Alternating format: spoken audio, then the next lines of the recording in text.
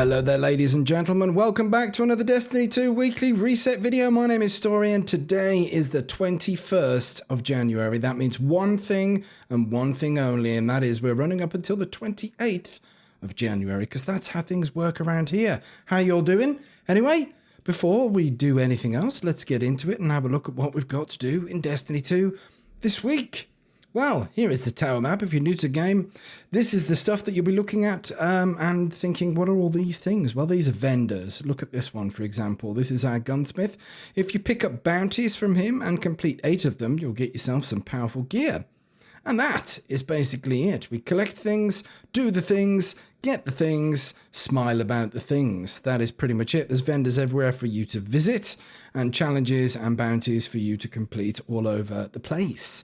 Now we're going to have a look at the destinations. We've got the Vanguard playlist that we're going to have a wee look at first. You've got daily heroic story missions. These will get you nothing but XP. So if you're ranking up your season rank, for example, or your power level, if you're new to the game, then daily heroic story missions are the replay of all the campaign missions that you may have done.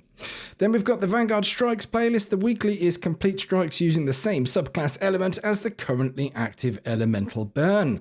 Do 3 strikes and that will get you some powerful gear at tier 1. It says bounties completed there. It hasn't been patched, but it does mean 3 strikes completed. What's the elemental burn? Well, if you click on the playlist or press your controller buttons and smile, we've got Void Singe. It tells you here. And then the daily modifiers are iron and heavyweight. These will change on the daily reset and be something else. The Void Singe will be there all week until next weekly reset.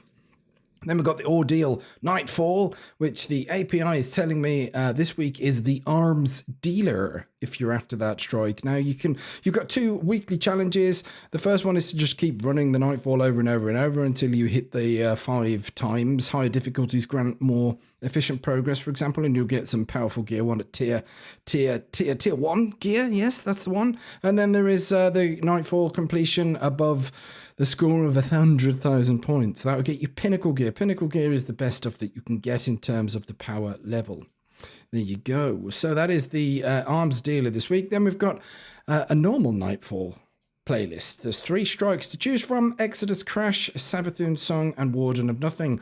Each of these strikes offer a chance at getting the strike-specific loot. For example, Exodus Crash has the Impact Velocity Sparrow, Savathun Song has an auto rifle called Duty Bound, and Warden of Nothing has the Warden's Law 110 double fire hand cannon. So you just keep running the strike over and over again. The more times you don't get anything will increase the chances that you will get something. And that's how it works. There you go. That's the Vanguard playlist. I hope you're happy with that and not complaining. If you are complaining, never mind. Next week. Then we've got Gambit. We've got a Reckoning activity here. It is a multiplayer with your friends style activity that you can love. We've got 3 tiers, tier 1, 2, and 3. And there are separate modifiers for this. We've got Solar Singe for the week, and Grenadier is the modifier that's on for the moment. Enjoy a bit of that. Then we've got Gambit itself. We've got Gambit Vanilla and Gambit Deluxe. Complete 3 games here across any of these 2 playlists. That will get you some powerful gear at tier 2. And then there's private matches for you to grab hold of your nan and your family to have a little bit of a look at there. We're going to have a look at Crucible. I nearly closed the thing off. I did, in fact, close the thing off. There it is, Crucible. We've got a few different types of playlists here. In fact, there's 2 different types. We've got the rotator playlists, which are at the top. And that is this week Team Scorched and Showdown. So that's a 4v4, that's a 6v6. This one's got big fat cannons in it, this one hasn't. And then there's the core playlists. We've got Rumble, Control, Elimination, Survival, Freelance Survival, and Classic Mix. Then we've got, as a third element of our rotator matches, Iron Banner is back.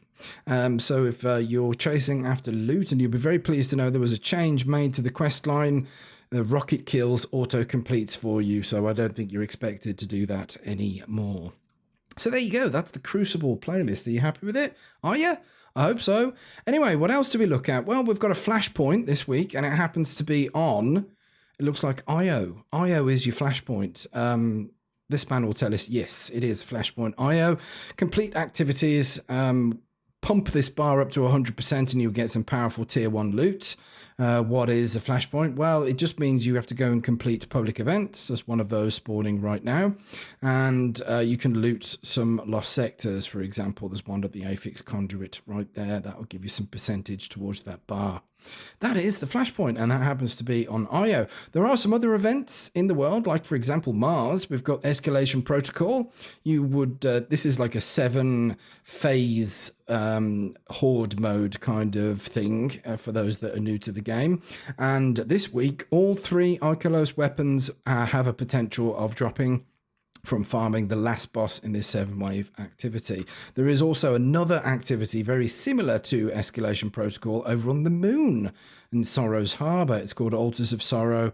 It's very, very similar, and there is a guaranteed drop if you take down the final nightmare at the end of that, so that's quite decent. The moon's got a lot of activities for you to get stuck into. Nightmare hunts, for example. If you complete 3 nightmare hunts, you will have some powerful gear at tier 1, and then if you complete a nightmare hunt on master difficulty, that's the highest difficulty, you'll get some pinnacle gear. Pinnacle gear is also available from the Pit of Heresy. That is a nice dungeon for you to get stuck into. And then there's the Garden of Salvation raid as well, that will also award pinnacle gear upon completion. Isn't it good? And then, of course, we've got the vendors over here, the Nightmare Slayer vendor challenge. If you defeat 30 of the nightmares over in the Altars of Sorrow, then you'll get some powerful tier 1 loot. And there's also the Luna's Calling weekly quest business from Eris Morn there as well. There you go. That is the stuff on the moon. I hope you're happy with that. Also, as a remainder in the tower, we're going to have a look at the gunsmith because we like to do that. It's good, it's healthy, it's nutritional, nutritious even, and it's got plenty of fiber. There's some bounties for you to pick up here. These will award you, for example, the weeklies will award you some glimmer upgrade modules and some planetary resources, and the daily bounties will get you mod components and enhancement cores, which are very useful materials indeed. Then there are some additional bounties that will award you some glimmer. The reason why we come over here is because we have a look at these. There is a weapon mod and a armor mod, or a weapon mod there and an armor mod there. I got it backwards. And these rotate on a daily basis. So if you've got these or not interested in these, just wait 24 hours for the next daily reset and they will change. They cost mod components. This week we've got fusion rifle targeting. Maybe you're going to get that stuck in with the new Bastion quest and all that kind of business. And then there's minor spec, which deals extra damage against rank and file enemies. You can also swap in some of your existing resources and spend a bit of your hard-earned glimmer on upgrade modules, enhancement prisms, and ascendant shards if you're feeling particularly rich. You can also cash in gunsmith materials for some gunsmith engrams that will get you some shaders and some weaponry.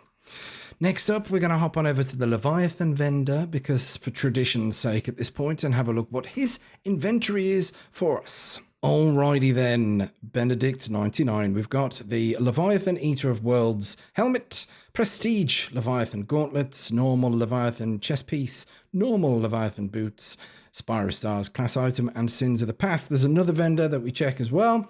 That is over on Nessus. That is Benedict's brother, I do believe, or is there some kind of distant relation? If we fast travel over to the Watcher's Grave, he is here. So bear with me just one moment and I'll meet you there. Werner, what have you got? You have Eater of Worlds helmet, normal Leviathan gauntlet, Spyro Stars chest piece, Spyro Stars boots, Eater of Worlds class item, and the inaugural address pulse rifle. Ladies and gentlemen, we're going to wrap up the video now by having a look at the Eververse stock for the week. What have we got? Bloodline Memorial. Give Bastion a new look. This looks very, very nice indeed. We'll have a look at that in just a epic moment. Then we've got the Playground Ride emote. This is new. We haven't seen this before. I'm pretty sure a community member did something very similar to this, like a CGI video made handmade that I remember seeing last year sometime. We've got Shifting Loyalties, an ornament for the Dust Rock Blues, which I think makes it look very nice indeed. We've got the Lampion shell. Yes, I've been shopping at IKEA. Then there's the Ram, the Sparrow, the Ram, right there, available for your hard-earned silver. Lantern projection, Fond Memories engrams. This contain stuff from previous seasons if you're interested in those.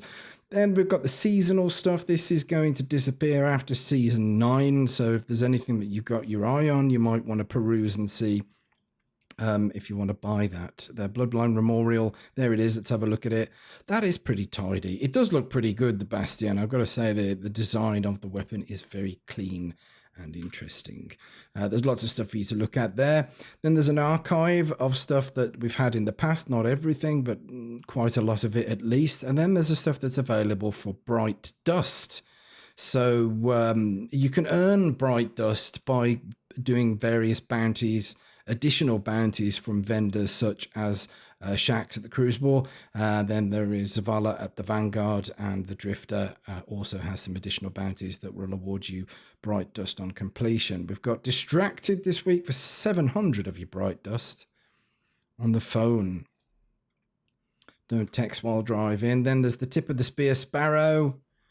Very nice indeed. The Jewel of Saturn's Ship, the loaded dice weapon ornament for Hazard of the Cast auto rifle, Calliope's Lullaby. I've not seen this one before. I think this is for the Orpheus rig on the Hunter. And then there is the Virulent Cloak available for Bright Dust, as well as a Saint 14 projection for your Ghost.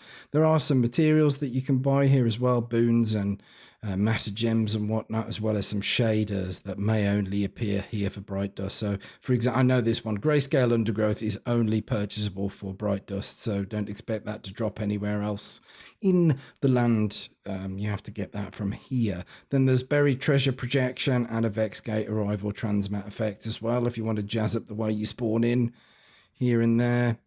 That's it, ladies and gents. That's all the stuff for Weekly Reset from January 21st up until the 28th. Have an absolutely fantastic week in Destiny. I hope you get all the things that you're grinding for. Look after each other, look after yourselves, and we'll see you next week when everything is a week later. How's about it?